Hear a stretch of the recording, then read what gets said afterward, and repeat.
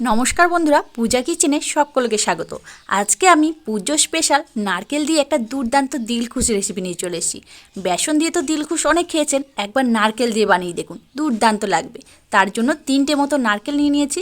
সব নারকেলগুলোকে আমি এগুলোকে ফাটিয়ে এরকম ছোট ছোট টুকরো করে কেটে নিয়েছি। এর মধ্যে যে কালো ভাব হয় সেটাকে আমি ছাড়িয়ে দিয়েছি, তাহলে ভালো হয়। আর নারকেলটা আপনারা কিন্তু বাড়িয়ে বা কমিয়ে নিতে পারেন। এবার এদিকে একটা মিক্সির জার নিয়ে নিয়েছি, এর মধ্যে কেটে রাখা নারকেলগুলোকে দিয়ে দেবো। এই নারকেলগুলোকে ভালোভাবে পেস্ট করে নিতে হবে, তবে একবারে দিয়ে পেস্ট করব না, তাহলে ভালোভাবে পেস্ট হবে না। আমি 2বার মতো দিয়ে এগুলোকে পেস্ট করে নেব। তবে আপনারা চাইলে নারকেলগুলোকে কিন্তু কুড়েও নিতে পারেন, তবে পেস্ট করে নিলে খুব ভালো হয়। দেখুন 2বারে নারকেলগুলোকে ভালো করে পেস্ট করে নিয়েছি। এবার চলুন রেসিপিটাকে তৈরি করে নেব। গ্যাস জ্বালিয়ে একটা কড়াই বসিয়ে দিয়েছি। এবার সমস্ত নারকেলটা এই কড়াইয়ের মধ্যে দিয়ে দেব। আর দিয়ে দেব চিনি। আপনারা কিন্তু গুঁড়ো ব্যবহার করতে পারেন। এখানে আমি প্রায় 200 গ্রাম মতো চিনি ব্যবহার করেছি। আর দিয়ে দেব হাফ বাটির মতো ঘি। বন্ধুরা, এই ঘিটা কিন্তু অবশ্যই ব্যবহার করতে হবে, তবেই কিন্তু এগুলো একদম খাস্তা তৈরি হবে। আর দেব অল্প সামান্য একটু জল। এবার গ্যাসের ফ্লেমটাকে লোতে রেখে খুব ভালোভাবে একসাথে একটু নাড়াচাড়া করে নেব। আস্তে আস্তে দেখবেন চিনিটা গলে আসবে, আর এটা কিন্তু অনেকটা পাতলা হয়ে যাবে। আর এর মধ্যে কিন্তু দুধ দেওয়া যাবে না।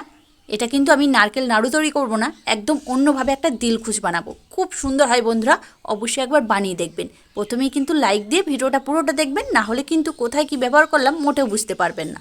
দেখুন এখন কিন্তু চিনিটা অনেকটা গলে এসেছে, আর একটু নাড়াচাড়া করে নিলে তাহলেই গলে যাবে। দেখুন বন্ধুরা, সম্পূর্ণ চিনিটা গলে গেছে। কত সুন্দর দেখুন, একদম পাতলা হয়ে গেছে। এটা কিন্তু একদম লো ফ্লেমে রেখেই অনবরত নাড়াচাড়া করতে হবে।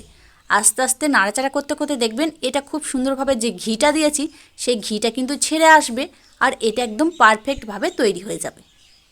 এই দেখুন আমি কিন্তু গ্যাসের ফ্লেমটা লোতে রেখে মিনিট 4 ধরে এটাকে খুব ভালোভাবে নাড়াচাড়া করে নিয়েছি।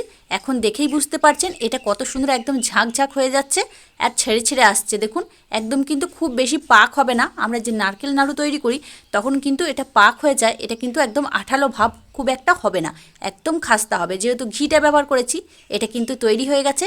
এর থেকে বেশি কিন্তু এটাকে আর নাড়াচাড়া করা যাবে না, তাহলে তখন আবার এটা শক্ত হয়ে যেতে পারে। এটাকে এবার আমি নামিয়ে নিচ্ছি, গ্যাসের ফ্লেমটা অফ করে দেবো। আর আগে থাকতে একটা এরকম স্টিলের থালার মধ্যে অল্প একটু ঘি ব্রাশ করে রেখে দিয়েছিলাম। এবার গরম থাকা অবস্থাতেই নারকেলের ডোটাকে এর মধ্যে দিয়ে দেব। সম্পূর্ণটাকে দিয়ে দেবো। গরম থাকা অবস্থাতেই কিন্তু দিতে হবে, কারণ এটা খুব তাড়াতাড়ি কিন্তু জমে যাবে। তবে বন্ধুরা, আপনারা যদি মনে করেন এটা দিয়ে গোল গোল করে নারকেল নাড়ু তৈরি করবেন, তখন কিন্তু মোটেও হবে না, কারণ এটা ঠান্ডা হয়ে গেলে অনেক বেশি খাস্তা হয়ে যাবে। মোটেও কিন্তু নারকেল নাড়ু তৈরি হবে না। যেহেতু ঘিটা ব্যবহার করেছি, তাই এটা কিন্তু আপনারা যদি নারকেল নাড়ু তৈরি করতে চান তাহলে কিন্তু ঘিটাকে দেবেন না। খুব ভালো করে এটাকে একটু খুন্তি দিয়ে সমান করে চাড়িয়ে দিচ্ছি। দেখুন সমান করে চাড়িয়ে দিয়েছি। এবার এটাকে নর্মাল অবস্থাতেই 30 মিনিটের জন্য রেখে দেবো। তাহলে এটা কিন্তু খুব সুন্দরভাবে শুকিয়ে আসবে, একদম জমাট বেঁধে যাবে। নর্মাল জায়গায় এটাকে রেখে দিচ্ছি, তারপরে এসে দেখাচ্ছি। দেখুন 30 মিনিট হয়ে গেছে, কত সুন্দরভাবে সেট হয়ে গেছে। দেখুন বন্ধুরা, একদম শক্ত হয়ে গেছে, তবে খুব বেশি শক্ত হবে না। একদম ওপরটা শক্ত হয়ে গেলেও খুব সুন্দর একদম খাস্তায় লাগবে খেতে। এটাকে এবার একটা চাকু দিয়ে সাইজ মতো করে কেটে নিচ্ছি। খুব সুন্দর বন্ধুরা, একবার হলেও কিন্তু এই পুজোতে এই দিলখুশটা বানিয়ে দেখতে পারেন। একদম অল্প সময়ে তৈরি হয়ে যাবে, কোনো রকম কোনো ঝামেলাই নেই। দেখুন এইভাবে প্রথমে একটু লম্বা লম্বা করে কেটে নিচ্ছি। আর এটা খেতে বন্ধুরা খুবই সুন্দর। একঘেয়েমি নারকেল নাড়ু তো অনেক বানিয়ে খেয়েছেন, একবার নারকেলের তৈরি এই দিলখুশটা বানিয়ে দেখুন, সকলের একদম দিল খুশ হয়ে যাবে। প্রথমে এইভাবে একটু লম্বা লম্বা কেটে নিচ্ছি, তবে আপনাদের যেভাবে ভালো লাগবে এটাকে কিন্তু সেইভাবে করে কেটে নিতে পারেন। এবার দেখুন এইভাবে আমি একটু সরু সরু করে কেটে নিচ্ছি, এতে বেশ একদম দিলখুশের মতো দেখতে লাগবে। আর বন্ধুরা, আপনারা কিন্তু এটা যখন রেস্টে রাখবেন, রেস্টে রাখার 5 মিনিট পর ছুরি দিয়ে এইভাবে পিস পিস করে কেটে নিতে পারেন। তাহলে এটা ঠান্ডা হয়ে গেলে কাটার কিন্তু আর কোনো ঝামেলা থাকবে না। যেহেতু একটু ঠান্ডা হয়ে গেলে তখন একটু শক্ত হয়ে গেলে কাটতে একটু অসুবিধা হতে পারে। আগে থাকতে কেটে রেখে দেবেন, কোনো রকম অসুবিধা হবে না।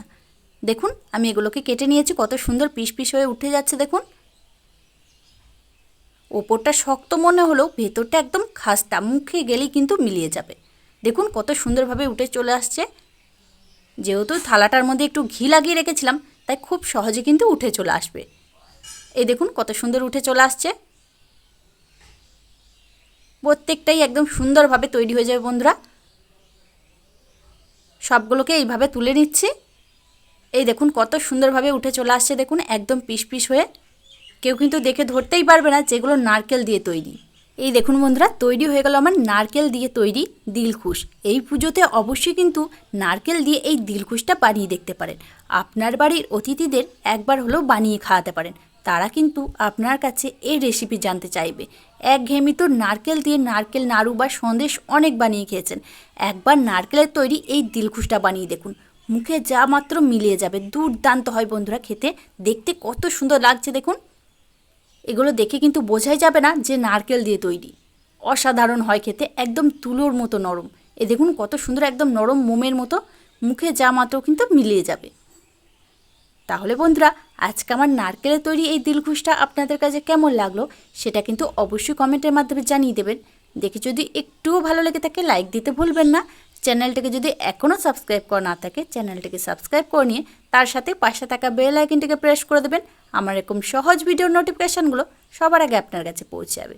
তাহলে আজকের মতো এখানেই, আবারও ফিরে আসছে অন্য কোনো দিন অন্য একটা রেসিপি নিয়ে। ততক্ষণ আপনারা ভালো থাকবেন, সুস্থ থাকবেন। ধন্যবাদ।